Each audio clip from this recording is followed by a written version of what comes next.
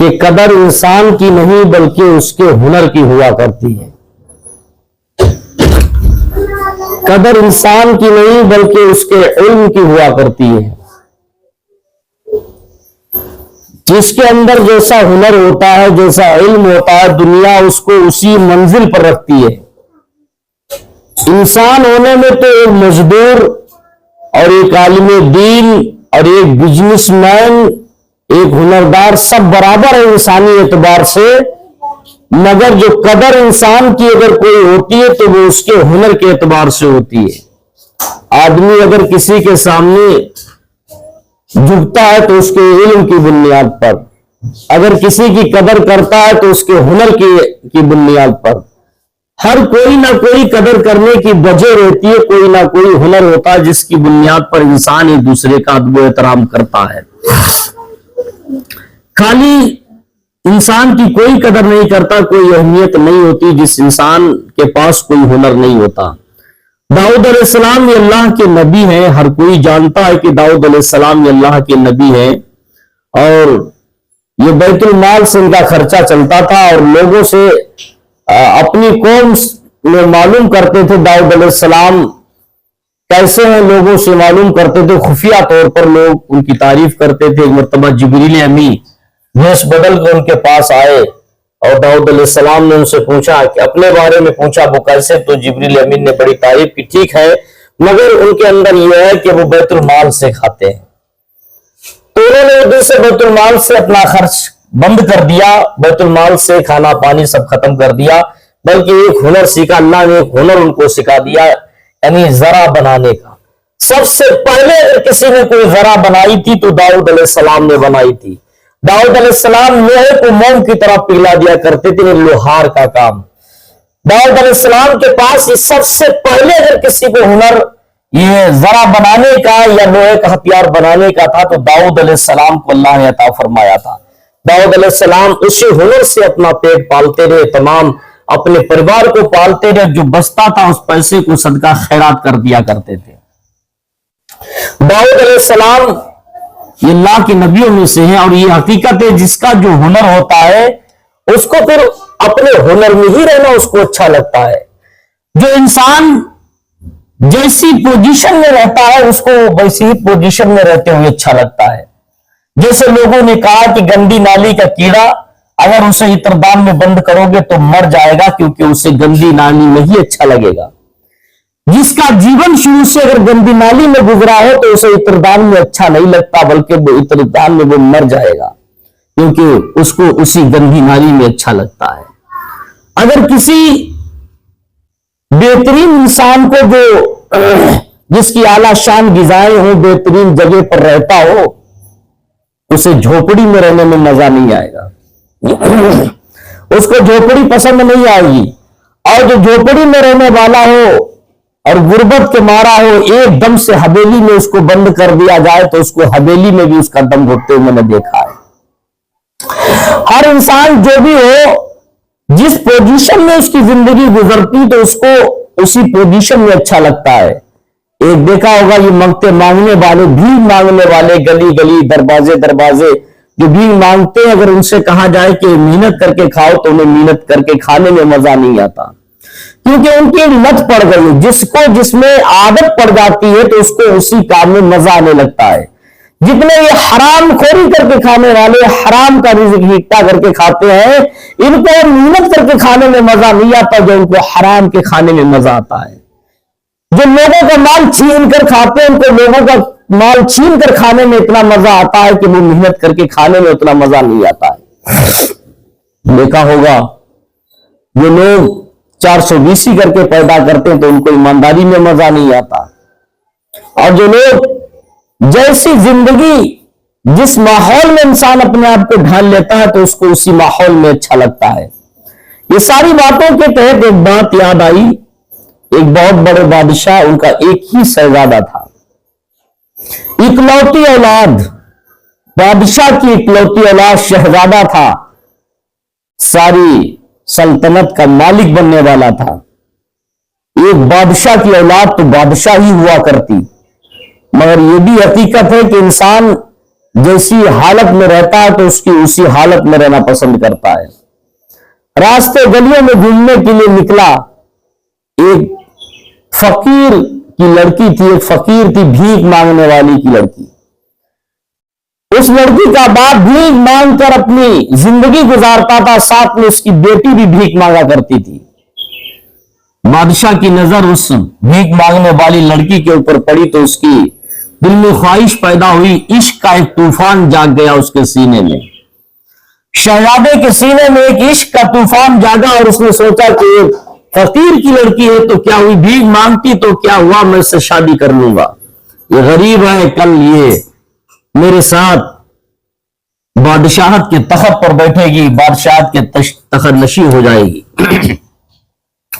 शहजादे ने ये बात अपने वालिद बादशाह के सामने पेश की और कहा कि अब्बू जान, मैं एक फकीर मांगने वाली लड़की के ऊपर मैं आशिक हो गया हूं, मैं उसी से शादी करना चाहूंगा।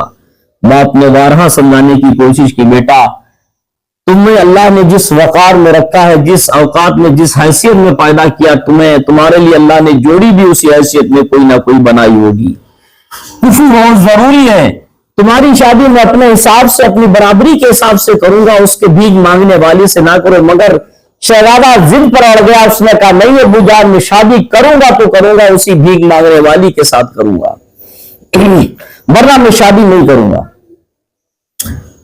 एक दिन हुआ, 2 दिन हुआ, कई दिन समझाते हो गए तो बादशाह के बेटे ने कहा, अब्बू जान अगर तुमने मेरी शादी उस भीख मांगने वाली के साथ नहीं की तो मैं जहर खा के मर जाऊंगा।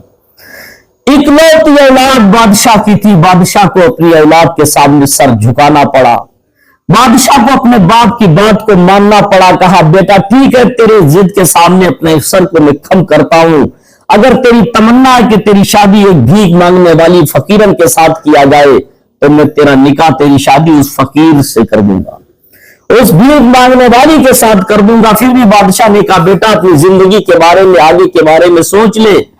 बादशाह ने इशारा भी किया, बेटा जो इंसान जिस पोजीशन में जिंदगी गुजार चुका होता है उसे लाख समझाने की कोशिश करोगे वो उसी पोजीशन में जिंदगी गुजारेगी, तुम्हारी जिंदगी बर्बाद तबाह कर देगी, क्योंकि उसने अपने बाप के घर वो सुकून, वो आराइश, उसने वो मानो दौलत नहीं देखा जो तेरे दरबार में देखेगी। हो सकता है कि उसे ये सूट ना हो, उसे पसंद ना हो, तेरी जिंदगी जंजाल में पड़ जाएगी। बाप ने बहुत समझाने की कोशिश की, बेटे ने कहा नहीं अब्बू जान, मैं उस पर आशिक हो गया हूं, मैं उसका शहदाई हो गया हूं, मैं उसे अपने प्यार में ढालकर, अपने इश्क में मुब्तला कर कर उसे सारी अपने घर के रीतो रिवाज, सारी बातें उसको समझा ले जाऊंगा। बाप ने कहा ठीक है बेटा, अगर तू इसी ऐसा काम करने का मुतमन्नी है तो ठीक, तू तैयार हो जा, मैं तेरा निकाह उसी के साथ कर दूंगा। वक्त के बादशाह ने उस भीख मांगने वाली लड़की के साथ अपने इकलौते शहजादे के रिश्ता तय कर दिया। मैं मुख्तसर में बताऊं, बात बड़ी हो जाएगी।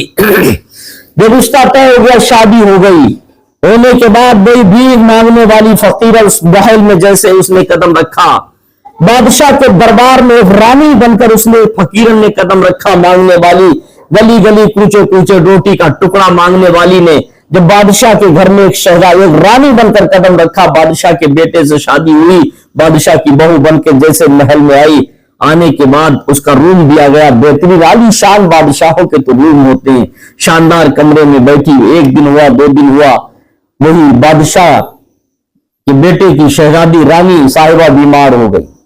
भीख मांगने वाली थी, रानी बन गई, वो महल में बीमार हो गई। बड़े बड़े हकीम उसकी इलाज करने के लिए आए, जो हकीम आता इलाज करता, आखिर में मना करके चला जाता, मेरे पास इसका इलाज नहीं है। एक हकीम नहीं, सैकड़ों हकीम और तबीब, डॉक्टर बदल गए, मगर उस भीख मांगने वाले की बीमारी को कोई ठीक नहीं कर सका, उस नौजवान शहजादे की बीवी को कोई सही नहीं कर सका। बादशाह बहुत परेशान, बहुत सारा पैसा उसने बर्बाद कर दिया, सारी चीजें बर्बाद कर दी, मगर उस लड़की की बीमारी खत्म नहीं हो रही थी। एक दिन एक बहुत ज़ईफ हकीम थे, उनको पता चला कि बादशाह की बहू बीमार है, बादशाह का इकलौता बेटा उसके शहजादे की बीबी बीमार है। बड़े बड़े हकीम और तबीब बदल गए, सही नहीं, चलो मैं चलता हूं। बहुत बुजुर्ग हकीम था, वो पहुंचा, उसने कहा बादशाह सलामत अपनी बहू से मुझे मिलवाओ, मैं देखना चाहता हूं कौन सी बीमारी, मैं सारी बीमारियों का इलाज जानता हूं, अल्लाह ने चाहा मैं उसकी बीमारी ठीक कर दूंगा। बादशाह ने कहा बड़े बड़े हकीम और तबीब आकर चले गए कि तुम ठीक कर दोगे? उसने कहा मुझे मौका दी कर देखिएगा, मैं सही कर दूंगा। शहजादा लेकर गया और कहा देखो ये मेरी बेगम है, इनकी तबीयत खराब, अलील लेती है, सही नहीं होती, ये कमरे से बाहर नहीं निकलती, न खाती है, न पीती है, न सोती है, ये न इनको सुकून है, ना इन्होंने मेरा भी सुकून खत्म कर दिया कि एक आन के लिए सुकून नहीं। तो बादशाह ये सारी बातें बताई तो फकीर ने कहा, हकीम ने कहा ठीक है कोई बात नहीं, आप लोग कमरे से बाहर जाएं।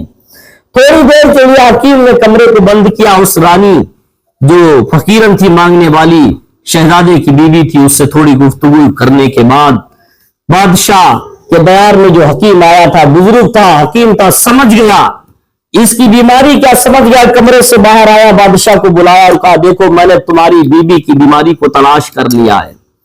बादशाह से कहा कि तुम्हारी बहू जो जिस बीमारी में मुब्तला है वो उसकी बीमारी मुझे मिल चुकी है। शहजादे से कहा तेरी बेगम जिस बीमारी में मुब्तला मुझे मिल चुकी है। बादशाह बड़ा खुश हुआ, उसका शहजादा भी बड़ा खुश हुआ कि हकीम ने खैर कहा तो कि मेरी बीबी सही हो जाएगी। तो उस हकीम ने कहा मेरा एक मशवरा है, मैं जानता हूं कि ये नस्ली घराने की नहीं है। बादशाह फौरन हकीम को देखकर समझ गया, आपको कैसे मालूम? बोले मैंने इससे बात की मालूम चल गया, ये अब नस्ली घराने की नहीं है, बल्कि ये अपने घर से फकीरन की एक लड़की है, भीख मांग कर खाती थी। उस हकीम ने बादशाह के शहजादे से कहा, बादशाह से कहा हमारी बात को गौर से सुनो, अगर अपनी बीवी अपनी बहू को सही करना चाहते हो, इसकी आदत बचपने से ये थी कि भीख मांग कर खाया करती थी। इसके घर में वही खाना खाया जाया करता था दूसरे घर से जो मंगा हुआ होता था। ये गली गली कूचे कूचे दरवाजे पर जाकर ये भीख मांग कर आती थी, फिर खाना लगाती थी। उसको उसी खाने में जिंदगी गुजारने में मजा आ रहा था, तुम्हारे घर के ये बेहतरीन गिजाओं में इसको मजा नहीं आता। उस हकीम ने कहा बेटा अगर गंदी नाली के कीड़े को इत्रदान में बंद करोगे तो मर जाएगा, मगर वो कभी इत्रदान में रहना पसंद नहीं करेगा।